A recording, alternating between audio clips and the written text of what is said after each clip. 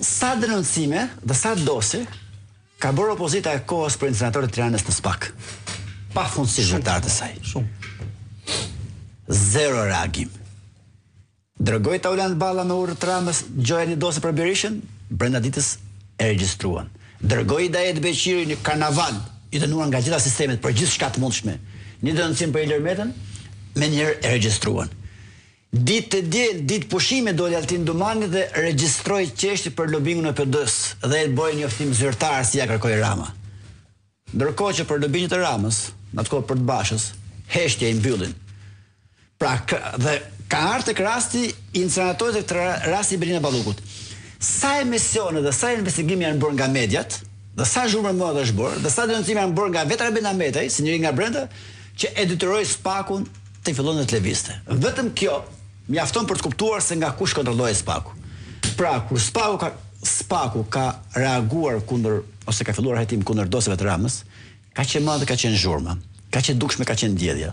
Ka shumë kohë është kërkuar sa nuk kishte çfarë bënte. E megjithatë, të gjitha këto kryesisht i kanë nisë hetime pasuror për individët, po jo për procedurën.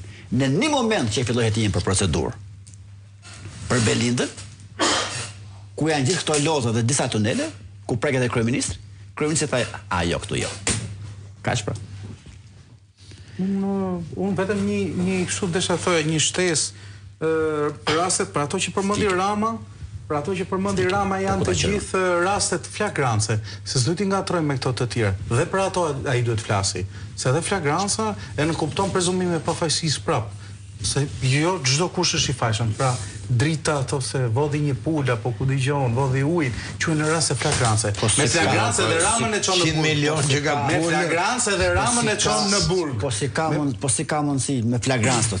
A doli Rama, po si ka mundsi që flisni dhe prapë. Unë sa shpejt kanë emërtim. Jo, një sekondë. Nuk ka gjë se sot unë dhe Lenci duke me një lloj.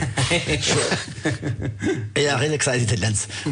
Tani si ka mundsi ti të për flagrancë? Jo, ato që a doli me flagrancë, a doli kryeministri kur doli ky Sinaloas, posta e prita, një sekond, e prita më kërkoi licencë kazinoje dhe i thash do ta jap? Një sekond. Çfarë lidhje ka kryeministri me licencë kazinoje? A ka flagrancë më të madhe, implikim më të madh nga kryetari i qeverisë? Kaq mjafton. A do flagrancë? Ai del me zë dhe me figurë thotë, erdhëm kërkoj licencë kazinoje dhe thash po se ti ndërton bukur dhe ja dhash. Ç'punë ka kryeministri me licencë kazinoje? Me çfarë tagri? Ku e jep ligji? Atë di ai. A do flagrancë? Apo flasim për SPAK? Po. Këta nuk kanë baton. Ai ka qenë biznesmen. Asnjë prej tyre nuk ka baton. Kush ka qenë biznesmen? Biznesmen ka pas, para se e lam ato, ai mund të jetë më ndesh i botës. E lam pjesën e Sinaloas. Ç'pun ka ky që pun ka kryeministri shpërndani, jo, që shpërndani licenca kazinoje, nuk e ka ky me ligj më. Nuk është target i këtij. Nuk e di se ka qenë biseda, më duket se ka qenë. E tha kryeministri, jo, e tha kështu. Hotel shumë luksos, kërkoi licencë kazinoje, tash ti meriton. Kush je ti më thotë? Ka institucione që japin, ka garë, ka kritere. Po, patjetër. Pse ky vendos kriteret? Kjo quhet shkelje barazist. Jo, kjo nuk quhet shkelje, kjo quhet flagrancë. Nëse deshëm të folë për flagrancë.